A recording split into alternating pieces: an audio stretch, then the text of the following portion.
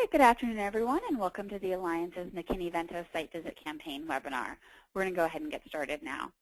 My name is Amanda Benton, and I'm here with my colleagues from the Alliance, Steve Berg, who's Vice President for Programs and Policy, as well as Kate Seif, who's the Policy Outreach Coordinator here.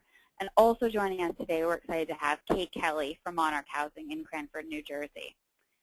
Today, we're going to review some of the various proposals for fiscal year 2013 funding for HUD's McKinney-Vento Homeless Assistance Grants and their outlook, and explain why those proposals are leading the Alliance to launch this McKinney-Vento site visit campaign over the next several months to encourage members of Congress to visit McKinney-funded programs. And then we'll wrap up with some really great insider tips and tricks for planning an effective site visit. So you can see up on your screen there, I just want to go through a few quick webinar logistics before we really dive in. Just to remind everybody, your lines are muted, but we will be taking questions at the end. And you can submit a question at any time throughout the webinar on the control panel box that's on the right-hand side of your screen. Just go ahead and type it in at any point, and we'll get those questions and try to answer them at the end. So as soon as you have a question, go ahead and submit it before you forget, and we'll get to it. And also, just a quick note that if you start to have any audio issues, I would suggest you try and call in over a telephone instead of trying to listen through the computer, as that sometimes helps alleviate issues. And then folks who are interested will receive all the materials from today's call, and Kate Seif will be working with many of you in the coming months to plan site visits for members of Congress and their staff to McKinney-funded programs. And we'll also post a recording of this webinar up on our website as soon as possible. So I just want to take a quick minute and run through the agenda. So we're going to be starting by providing an overview of the site visit campaign itself, and then we'll walk folks through an overview of the various FY 2013 funding proposals for HUD's McKinney-Vento programs. Then we'll go into a little more detail about the House's proposal in particular, which would not fund all continuum of care renewals.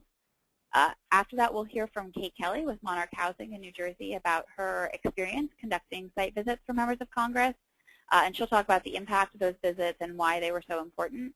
And then Kate Seif will walk through the site visit campaign itself in some more detail, including the timeline for that campaign. And then we'll wrap up the webinar with lots of information about how to plan and execute just a really incredibly effective site visit with, again, plenty of questions at the end, time for questions at the end. So with that, I'm going to go ahead and get us started by turning things over to Kate Seif, Policy Outreach Coordinator at the Alliance, to review the various McKinney funding proposals out there. Kate?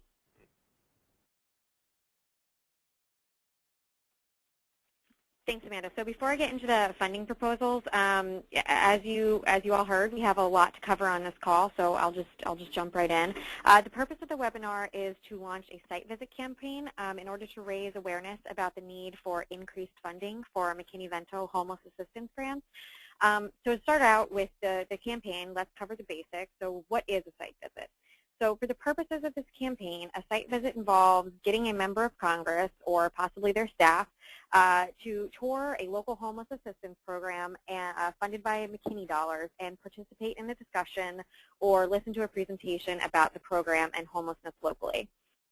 With the site visit campaign, we hope to build upon the momentum from our Capitol Hill Day at last month's National Conference on Ending Homelessness and all the great work that's been done in the spring across the country to educate Congress on the importance of increasing funding for the McKinney-Vento program.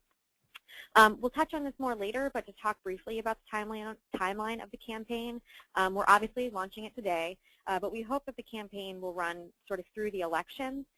Things are a little open-ended with the timeline because Congress will be home a lot in the coming weeks and months for their regularly scheduled August recess, which runs essentially from tomorrow through September 10th. And then we anticipate there being a lot of other opportunities that aren't quite scheduled yet, but they'll definitely be home quite a bit. So there will be other opportunities to host your member of Congress as they spend lots of time in the district in September and October campaigning, of course. This open-endedness is actually great because it allows all of you a lot of flexibility in when you're able to host and with the planning time. So Steve Berg and I will discuss this in a little more detail in just a little bit, but now is really an ideal time to host a site visit because, of course, as I mentioned, your members are home and back in your area, but there's a lot of big stuff coming up in the next few months regarding federal funding. At some point, they'll have to finalize the fiscal year 2013 appropriations, so federal funding for the next fiscal year, possibly deal with the impending across-the-board cuts known as sequestration, as well as address, a few other big budget issues. So now is a great time to really educate your members on the importance of these programs. In fact, a recent report that came out from the Congressional Management Foundation and the CMF it sort of reports on the best ways to interact and impact your members of Congress. So the report from them stated that members of Congress rate site visits as one of the most valuable ways to collect constituent views and opinions, and that they rely on site visits more than any other source of information. So that's kind of a big deal. So showing your member the impact of the programs they vote on and have at home is a great way to make your case for increased funding. So now I'd like to delve into some of the policy updates briefly and sort of discuss where things stand on McKinney funding and give an overview of the proposals out there and sort of what the next steps are likely to be.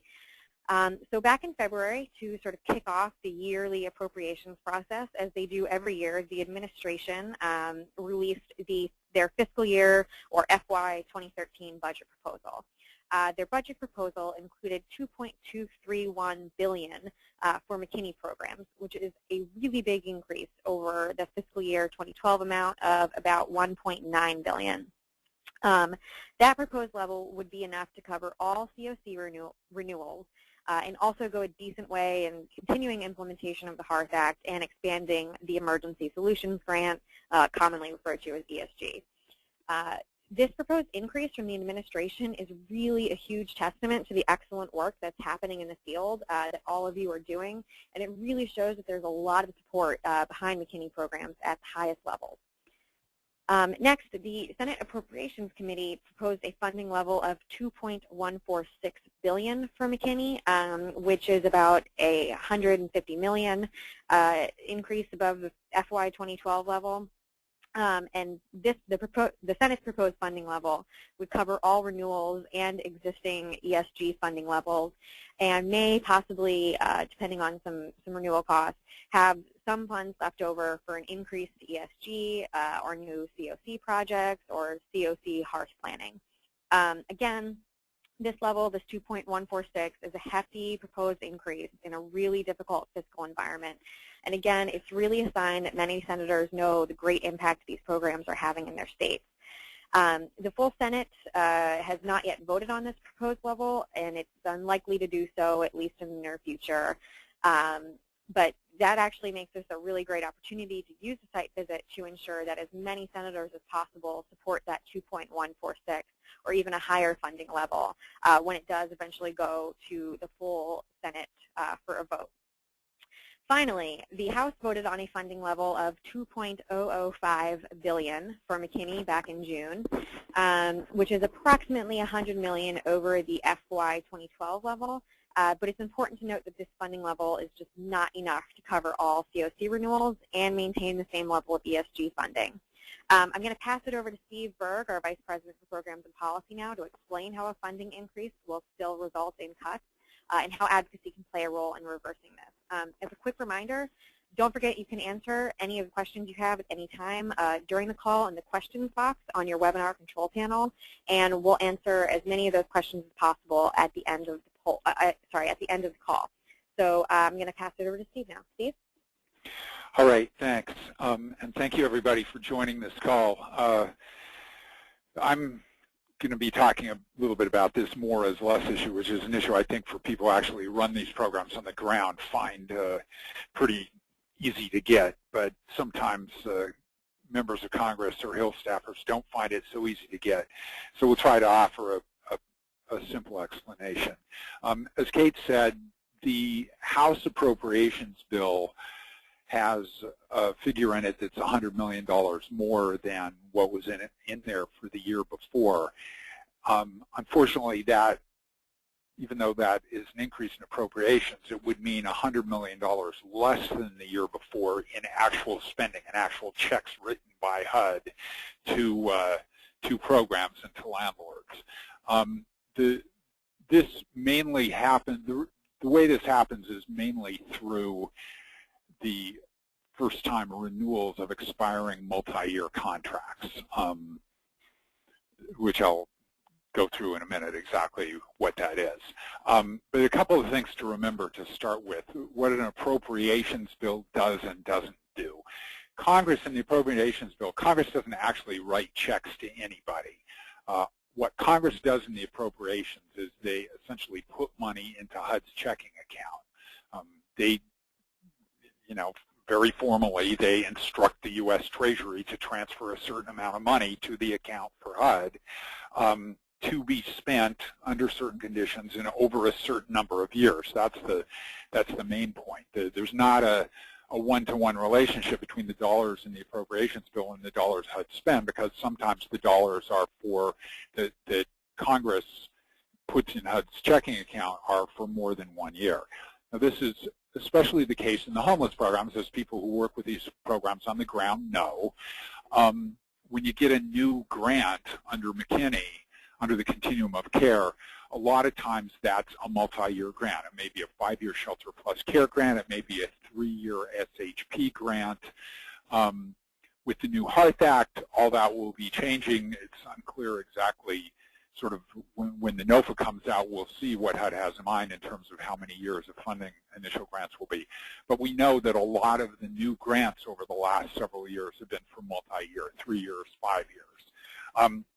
The way the accounting works on that is when HUD gives you a grant for, say a 5-year shelter plus care grant. When HUD gives your community a 5-year shelter plus care grant, HUD can only do that if it's got the whole 5 years worth of funding in its checking account already. In other words, Congress has to appropriate the money for the whole 5 years before HUD can give you a contract. So when HUD gives you a 5-year shelter plus care contract and HUD starts writing checks to the landlords for the rent subsidy, that money's, the whole 5 years is already in HUD's checking account. So if you're in the last year of a shelter plus care contract, if in the last year of an initial 5-year shelter plus care contract, you're spending during that year the same amount of money for rent subsidies as you spent throughout the whole time. There's some adjustment for fair market rents, but basically it's every year you're writing a year's worth of checks to landlords, and HUD is reimbursing you for that year's worth of checks.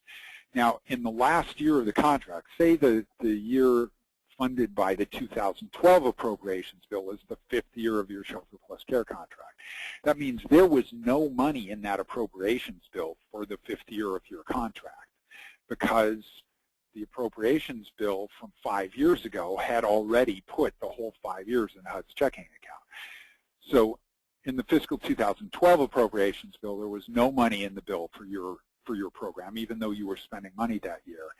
In the following year, in fiscal 2013, if you want to keep going, you need to renew that contract. It's your initial renewal.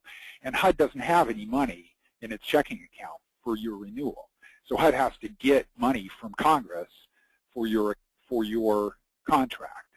And so for your contract, the amount Congress appropriates for 2013 has to be higher than it was in 2012. So this is how, if you multiply that by hundreds and hundreds of contracts, and over the period of 3 to 5 years ago, there were a lot of new contracts for permanent supportive housing, for shelter plus care, for SHP. So a lot of those contracts are coming up for their first time renewal in the fiscal 2013 bill. When you multiply that by hundreds of contracts, you get the current situation where, in order to keep spending going at the same level, HUD needs $200 million more in its checking account than it had in fiscal 2012. So that's how more can be less.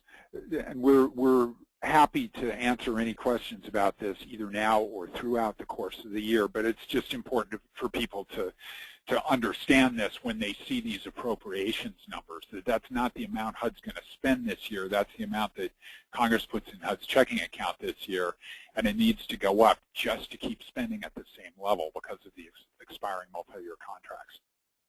This issue, I think, for me, is a good example of why it's so important to have people who actually work on these programs on the ground explaining to members of Congress how these things work.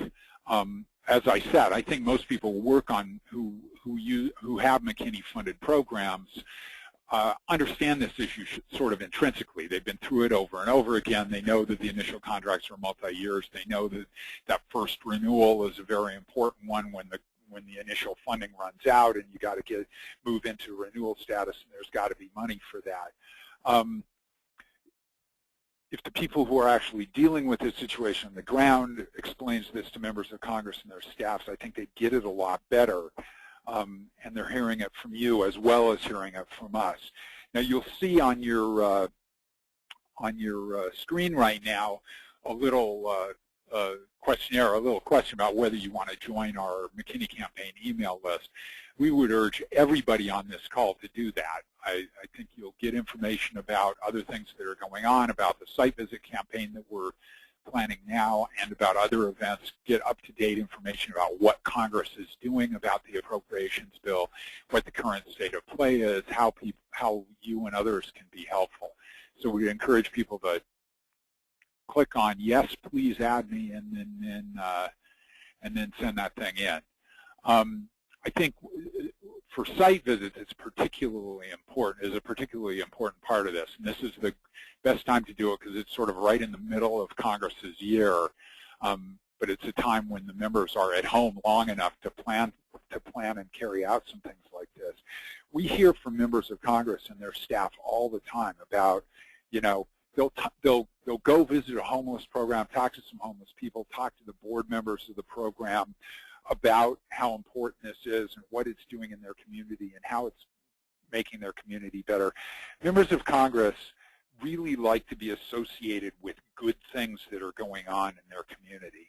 And the site visit is the best way to make them feel tied in with that. Members of Congress remember these things for years afterwards, and it really locks them in terms of wanting to be seen as a supporter for these programs. So we view site visits as one of the most important things that people can do to get members of Congress on board with this. So having said all that, and again, there'll be plenty of time for questions about this later, but let me turn it back to Kate now to go into some of the details about the site visit campaign and how it will work. Great. Thank you, Steve, and thanks, everyone, for filling out that poll. So as Steve said, in addition to staying informed with our email list, you should, of course, host a site visit.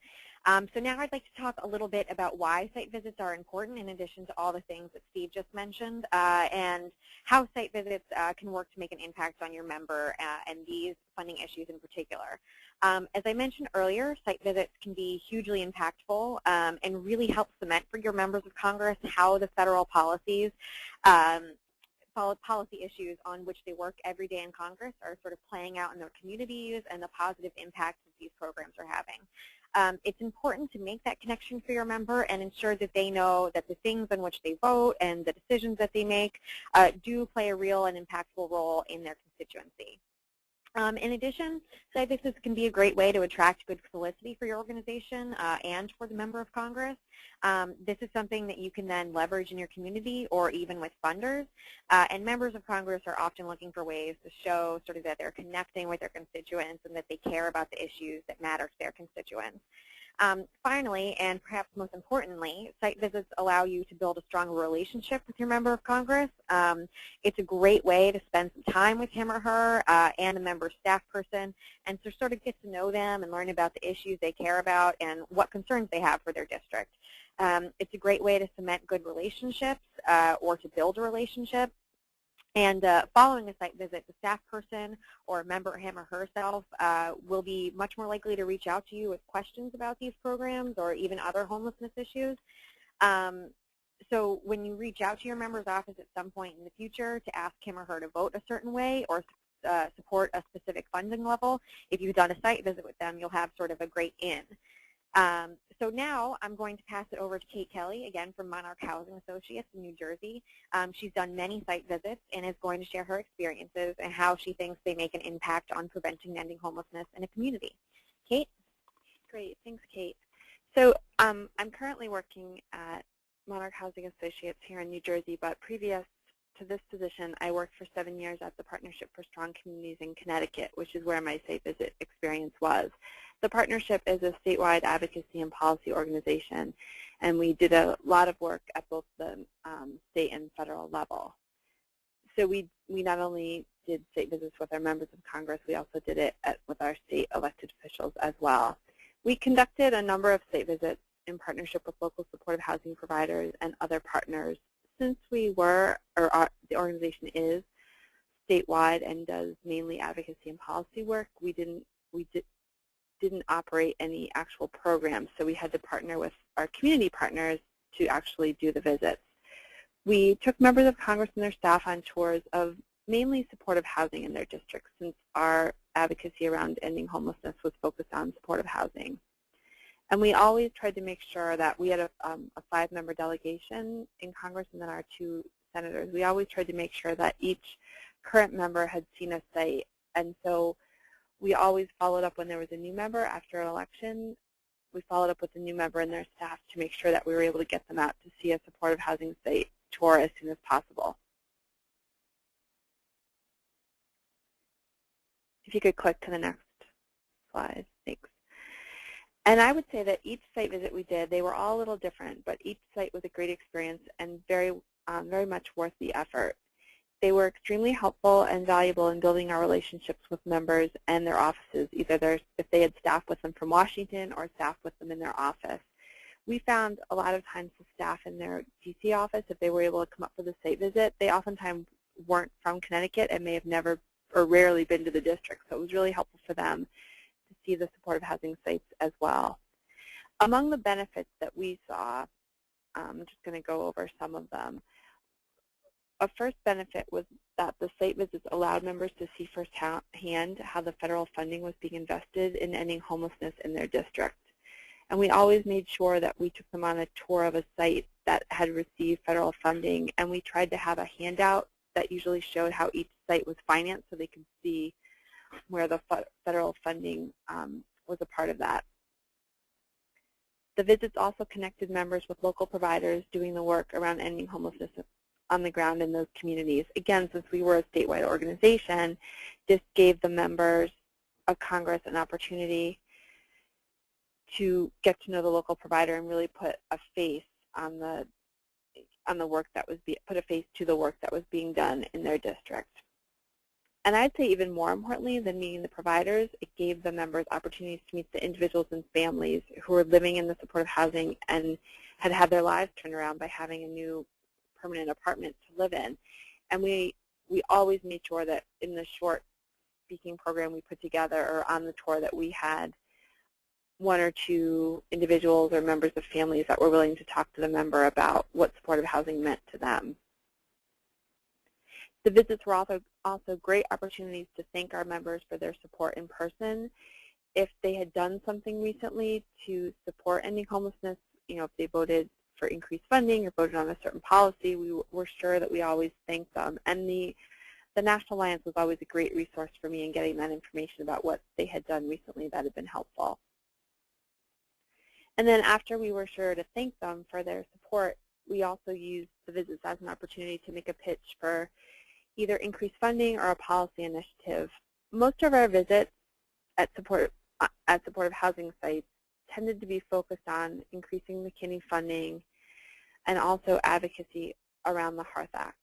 And we always made sure that we had a one-pager that we could give to the member or his or her staff so that they had a takeaway with them that talked about, what our specific ask was. And we, again, would rely on the Alliance just confirming what the ask would be. But also we tried to include information and data locally from the district, or in the case of if it was one of our senators statewide, that made the case to support the ask. Really something that painted sort of the local picture of homelessness in the district or in the state. And just echoing what has been said earlier on this call, the members and staff we found really after the visits began to see the partnership and the local providers as resources for homelessness and housing-related questions and issues. And I would oftentimes, after the visit, get phone calls or emails about things that were coming up in Washington or coming up in the district that they wanted to get in touch with us about. They even sometimes, in the case of one member, when he was approached about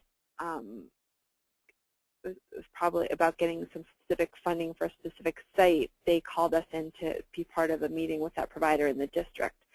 So it was, again, it just all helped to build and strengthen relationships.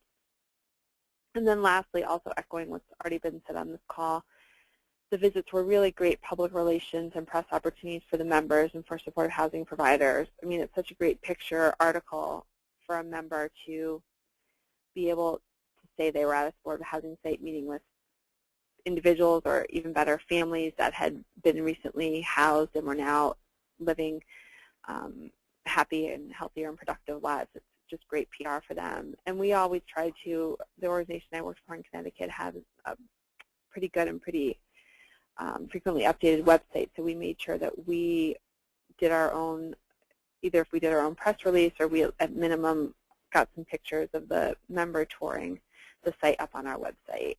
So I'll turn it back over to the folks at the Alliance. That's just in summary what my experience was with site visits.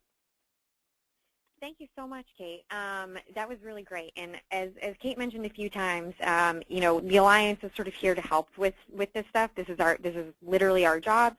So, you know, I'm going to talk a lot more about the specifics of site visits, but as she mentioned, we can help with sort of the policy asks, the background materials, you know, finding out who the member is. That's what we're here for, and as I work with all of you sort of moving forward, that's what I'll be around for. And I also want to remind everyone that Kate is going to be around to answer questions at the end. So if you have any questions for her about her experience or things she thought went well or didn't go well or anything like that, you can leave some questions for her, and we'll get to those at the end. In addition, so that's Kate's experience with the partnership in Connecticut. But if any of you on the call have done a site visit in the past and want to share just a few thoughts on it, you know, if you thought it was great, what you really liked about it, preferably positive thoughts, we'd love to share those with everyone on the call. So if you could also just go ahead and enter those into the little questions box, just say, we hosted, you know, such and such, and we talked about whatever it was. We'd love to share that just so people sort of get a sense of what a site visit is and how it can be impactful and how that works. So we've sort of covered why site visits are important, but of course now I want to talk about how to conduct one in a way that ensures that you're making the most of hosting your member of Congress. There's a few things that you should consider and plan for in order to make sure the site visit is as impactful as possible. And these concepts will help you make the most of a site visit and will help frame our discussion in a few minutes on some of the strategies and tips for conducting a site visit. The first thing to remember when planning a site visit is to sort of make it an event. So having an elected official to your program is a big deal, and you know you should make it one. You should consider adding a discussion or presentation to your tour. So while you have your member of Congress captive, you know, you might want to make the most of that and really explain what it is that your community and program do to prevent and end homelessness with McKinney programs, the nature of the problem of homelessness in your community, and any outcomes and results you have, et cetera, et cetera. You might want to plan sort of an entire agenda around their visit and plan to discuss some of the overarching or framing issues, like what Steve was talking about, the need to ensure that all COC renewals are covered, as every program currently funded under McKinney is really playing an invaluable role in serving our nation's most vulnerable people. You want to use specific, concrete, local examples, as Kate discussed, like, you know, of course, the program you're touring, to really make the issue, the policy issue, a little more real for them. The other key thing, and maybe the most important thing, and that Kate kept mentioning, is to remember to try to revolve the site visit around a specific federal policy issue. Since you have a member of Congress touring a program and hearing about homelessness, you want to let them know what impact they can have as their role as a member of Congress. And remember to be reiterating what the member is seeing and hearing and tie it to the specific policy issue. For example, mention that you use ESG, Emergency Solutions Grant dollars, to fund a specific aspect of your program, or that without COC funds you wouldn't be able to do X, Y, Z, or that if you had more McKinney funds you would be able to serve more families or open a new facility or something like that. Educate the member of Congress on McKinney-Vento homeless assistance grants and why it's such an important program for you and your community. All of this helps to put what the member of Congress is seeing into a realm that they can understand, federal policy, which is their job, and it helps them to understand how what they do at work in Congress can affect you, the real people and the real programs back in their district. So once you've made the connection between what you're seeing and the policy issue, don't forget to make that official ask, which Kate, again, also mentioned. So you want to ask the member of, in this case, for this site visit, you want to ask the member of Congress if they'll get in touch with leaders of the Appropriations Committee, so either their colleagues on the Appropriations Committee, to make it clear that providing the President's requested $2.231 billion that I referenced earlier for HUD's McKinney-Vento programs is a priority for the member of Congress and their constituents. We have a really fantastic site visit toolkit that you can access by clicking the link on your screen up there.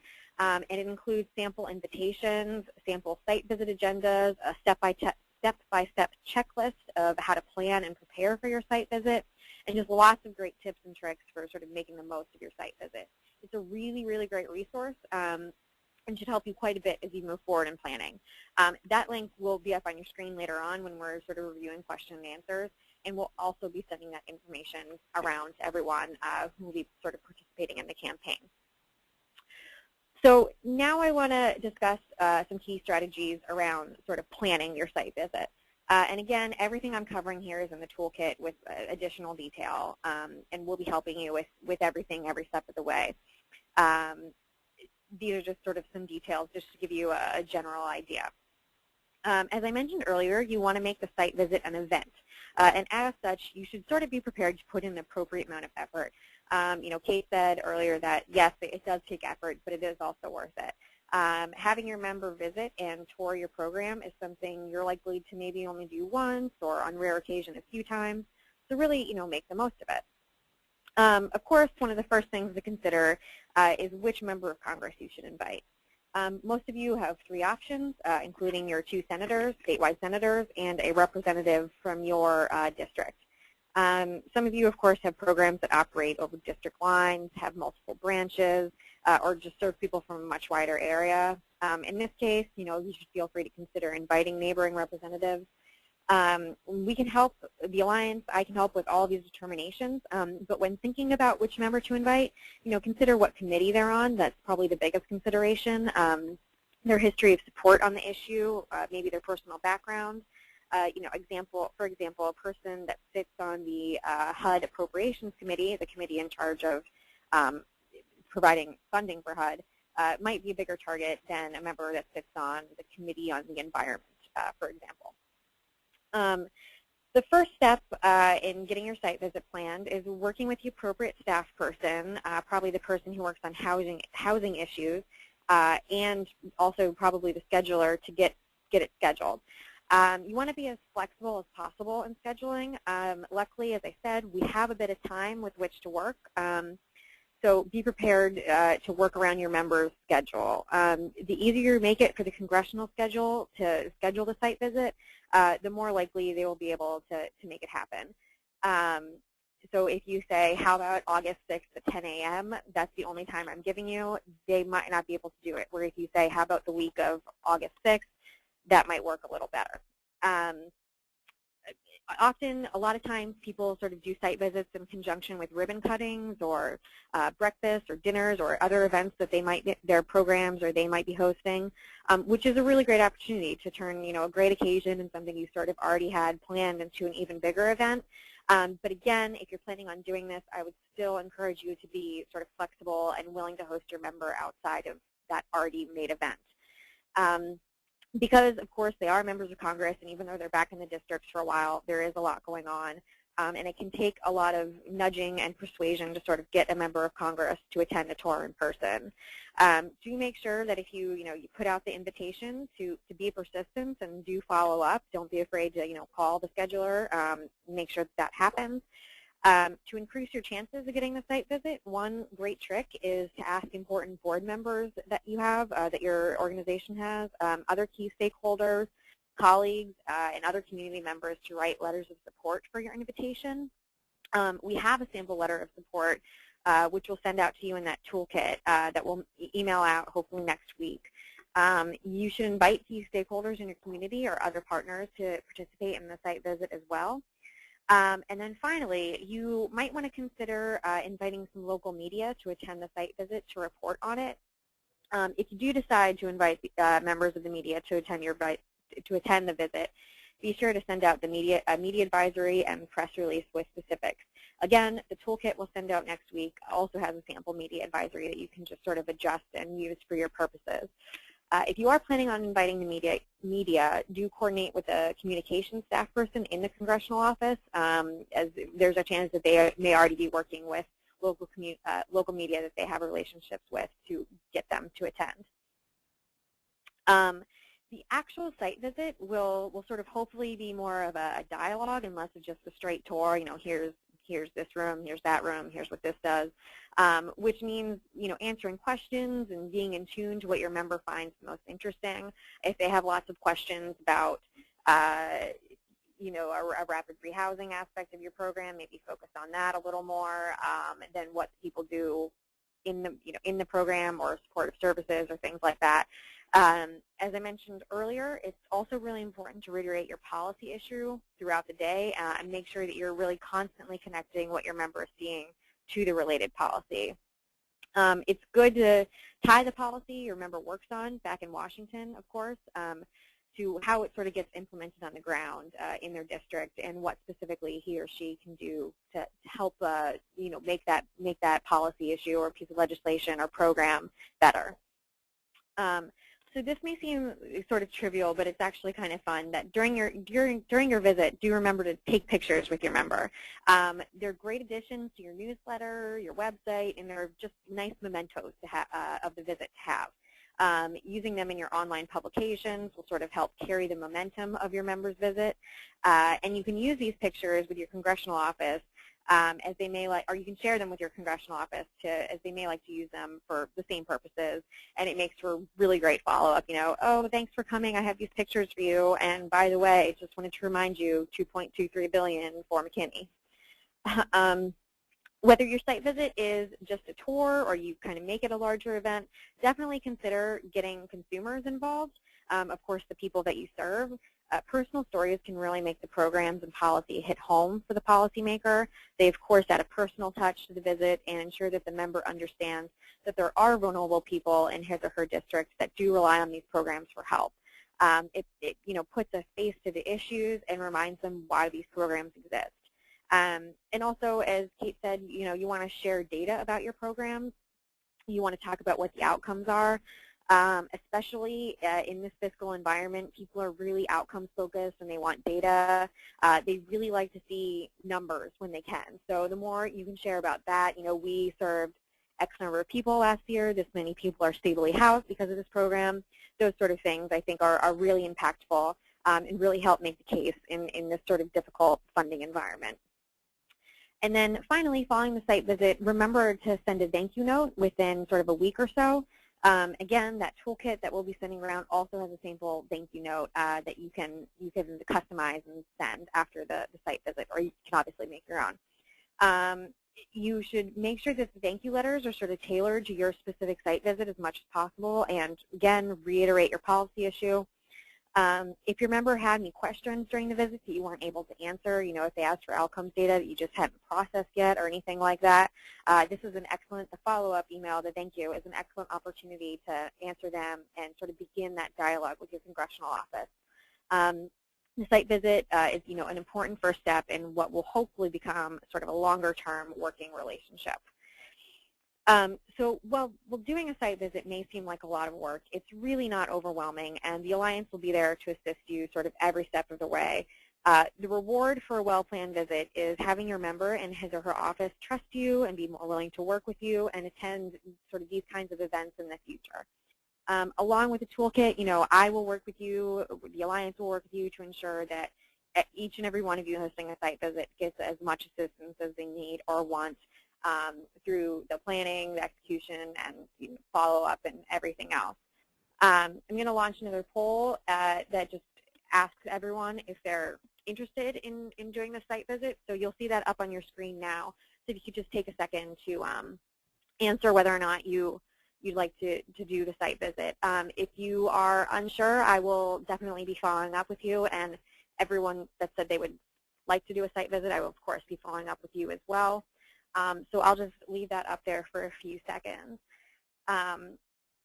While that's up there, I just want to reiterate and sort of wrap up. Site visits are really impactful and will really help you make the case for fiscal year 2013 and beyond that McKinney-Vento homeless assistance grants deserve increased funding. Make sure you're focusing on a specific issue when you do your site visit and really making the connection between your program and the policy. Ensure that you invite your partners in the community and they work to support your site visit. And finally, do follow up and thank the member while reiterating your ask. I'll just leave the poll up for just a little longer. If you haven't yet, please go ahead and just answer. You can pick any of the three. If you're not sure, again, I'll definitely be following up and seeing what we can do to answer any last questions. And we're about to transition into question and answer in just a minute or two here. So if you have any questions, please do go ahead and enter those into the questions box now. And just a reminder, we'll also be putting a recording of this up on YouTube, and we'll be sending that around, and we'll make sure it's on our website so that if you missed any part of it or want to share it with anyone else, you can go ahead and do that. All right, thank you so much for filling that out. If you, for some reason, didn't get a chance to vote, you can email me. So just to cover the timeline again, as I've mentioned, the campaign will sort of start officially today, and we'll get into it next week, and will take place over the August and other fall congressional recesses. I'll be following up next week, as I mentioned, with a toolkit and a recording of this webinar. And then as we sort of move forward and people are scheduling at different times and timelines diverge a bit, I'll be, again, in touch with everyone individually and make sure that you all have the assistance and all your questions answered that you need or want. So just to reiterate, we'll be here to help you conduct a site visit every step of the way, and as Kate mentioned as well, and I'll be following up with everyone either way. So up on your screen right now, you'll see my contact information. So please don't hesitate to email me at any point. A lot of you have my email address already. You can call me or email me with questions about the site visit or any policy issues or the more is less question or any other funding questions about McKinney that you ever have. I'm reachable at any time. And again, the site visit toolkit is up on your screen, and we're just going to leave this here so you can write that stuff down or visit that site and check out the toolkit. So with that, I will transfer it over to Amanda to ask some questions. Amanda? Thanks. Kate, Steve, and Kate, that was all really, really helpful. Just to sort of reiterate, we know the House's proposal would not actually fund all existing continuum of care projects, and I know we at the Alliance are certainly not alone in being concerned about that proposal. And since research does suggest that site visits are really one of the most effective ways to engage members of Congress and help them understand how important HUD's McKinney-Vento programs are to their constituents, then this is really a great opportunity. Kate, again, went through a lot of really great tips on how to maximize your experience so that the member of Congress can sort of take what they see and hear during a site visit back to Washington, D.C. with them to kind of do their part in the fight to end homelessness, given their role as federal policymakers.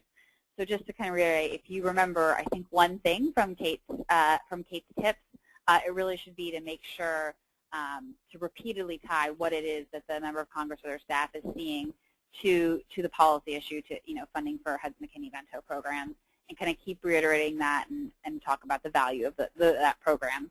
And then as Kate mentioned, the August congressional recess starts tomorrow, and so members of Congress will be home for quite a bit the next couple of months.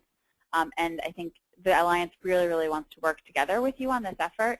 And Kate, I think, made it pretty clear that she'll be with you every single step of the way and is happy to provide any kind of support or be of assistance in any way possible. So I know we at the Alliance very much look forward to seeing the results of this really important effort over the next couple of months. And then before we do turn to questions, I just want to remind everybody very quickly, one more time, the recording will be available on our website, www.endhomelessness.org, in the coming days. So with that, we can go ahead and turn to some questions. One of the questions we've gotten is if it's a good idea for organizations in the same community to kind of combine forces to host a joint site visit where everybody's sort of involved in one site visit. That's a really good question. So as I mentioned, getting all your local partners involved is a really good idea, and making sure that you're not really duplicating efforts. Obviously, if you're in the same town or congressional district, you're probably going to be sending the invitations to the same member of Congress. So yes, it's important to sort of work together and partner up and have some conference calls or a meeting and decide well, which program makes the most sense for the member to visit based on the message you're trying to convey. And then, sending those letters of support to make sure that the member can come out and sort of working together and move forward together. So I think that's a fantastic idea. And, the Alliance can also sort of, as I get sort of an idea of who's doing site visits, I can keep an eye out for any, duplicative efforts in the same town or locality. And then, encourage you guys and sort of help facilitate that working together and moving forward together. Great, thank you. We got a question from someone who's with a small agency in a very rural area, and typically sort of the community in general has trouble with getting members of Congress to kind of come out to the area. So they're looking for some tips on how to convince a member of Congress to come visit the program, since it's sort of not an area they would typically most often come to on their own. So you kind of have to put an extra draw in to get them out to visit the program. Any suggestions? That's a really good question. I think that's something that probably rural people of, any organization or constituents sort of deal with, if they don't get to interact with their member of Congress in the same way. That's probably where it's a really good idea to sort of band together. If you can, if there are more than one provider, maybe make it sort of a bigger event instead of, focusing on just a McKinney-funded program. You might want to work together with if there's a local domestic violence provider or a local youth provider, and turn it into a homelessness issue, and sort of here's rural homelessness, and here's what that looks like, and here's what the issues are. Another thing is that during the recesses, the staff in the local offices, but also the staff in the DC offices, tend to make trips out to the district.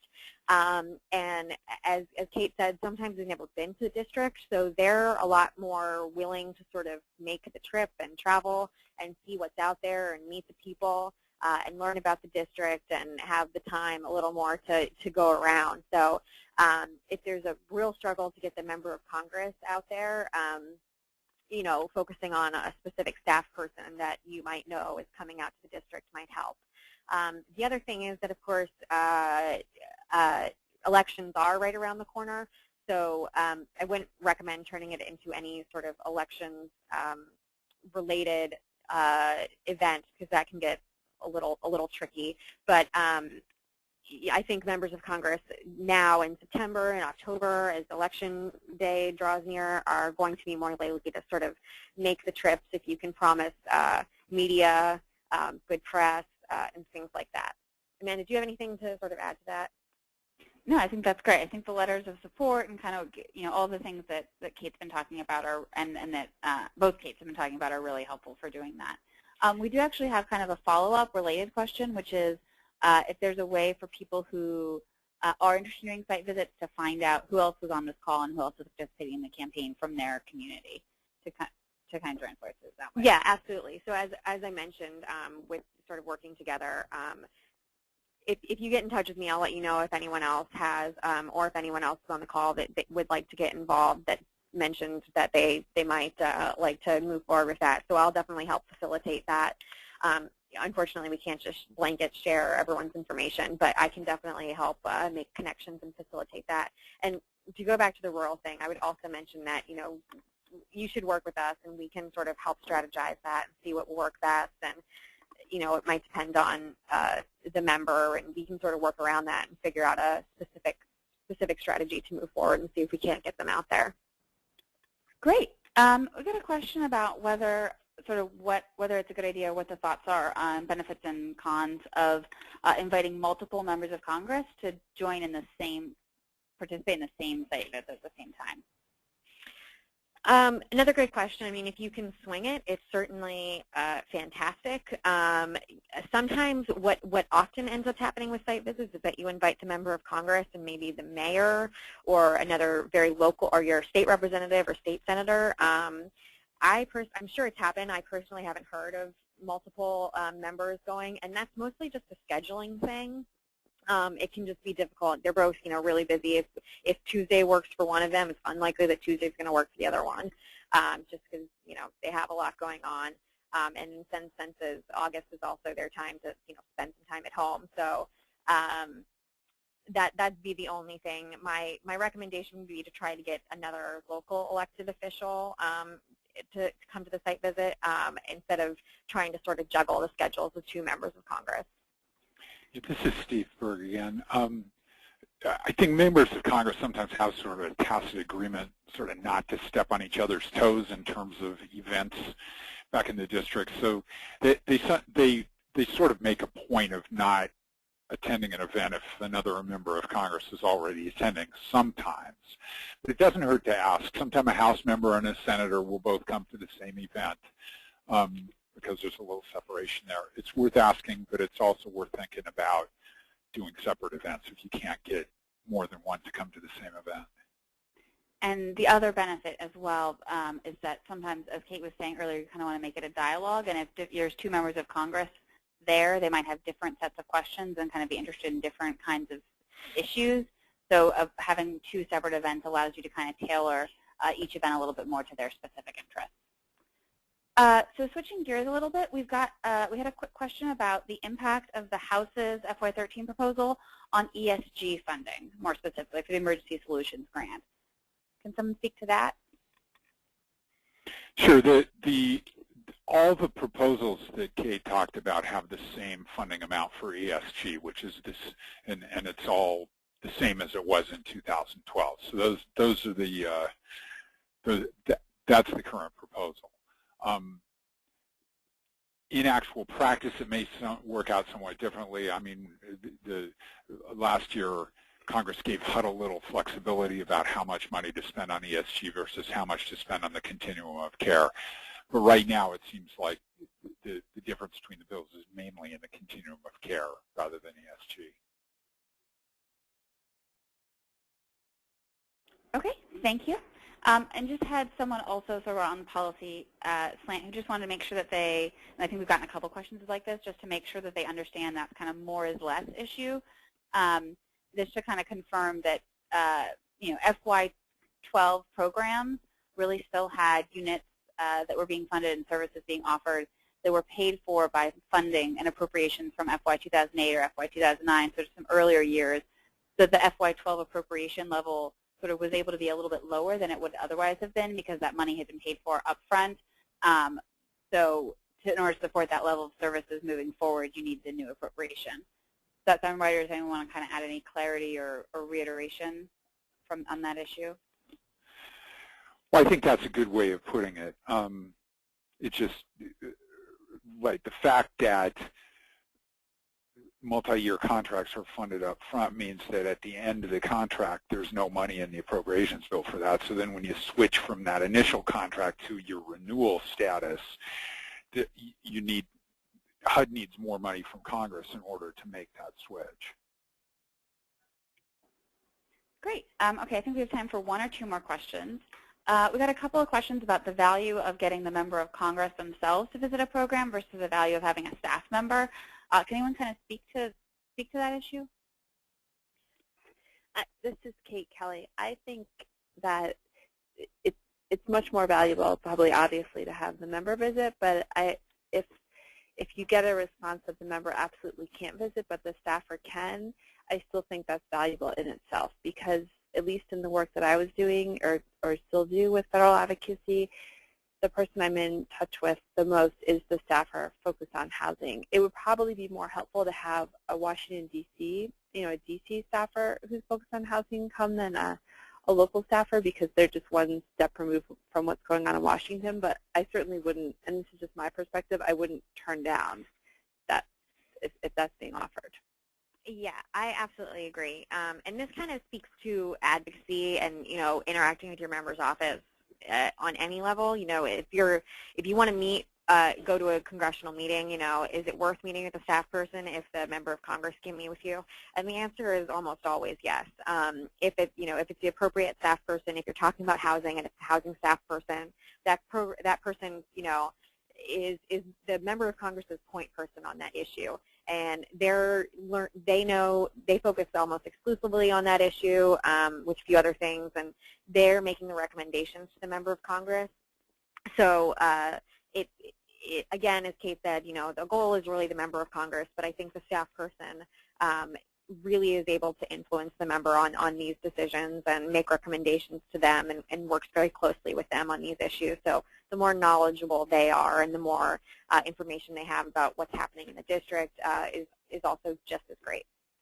I'd say on all these issues of trying to get the member there or get a high-ranking staff person there, and this relates to the rural question before, it's important to think about what your assets are in terms of attracting a member of Congress.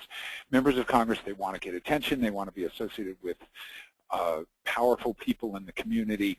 If you think about it, if your program or the group of programs you're working with really think about it, who can help with that? Every program has board members. If you start talking to your board members, sometimes you turn up surprising connections with the members of Congress. A lot of programs have really good working relationships with their local mayor. Members of Congress tend to care a lot what mayors in their districts think. And if they get an invitation from the mayor to come and do this, and the mayor's going to be there at the event, that's a big plus in terms of attracting the member of Congress to be there. So, it was already mentioned the fact that there's going to be press coverage of this event. That's an important thing to members of Congress. They have to run for re-election every 2 years, especially the House members. Or the House members have to run for re-election every 2 years. That requires a lot of them. And if you think about it what's going to be valuable to my member of Congress about this visit, you can start coming up with some pretty good ideas and things you have to offer. Yeah, that's great. So with that, it looks like it's 3 o'clock here on the East Coast, so we're going to wrap it up. So a big, big thank you to Kate, Amanda, and Steve for helping me out today. I really look forward to working with all of you on this. Again, I will be emailing everyone with follow-up, with the toolkit and a recording of this, and it will also be on our website. And I will be working with all of you, and I really look forward to it. And I'm very excited for this and can't wait to hear about all the visits that we get in the next few weeks. So with that, thank you again for joining us, and have a good weekend.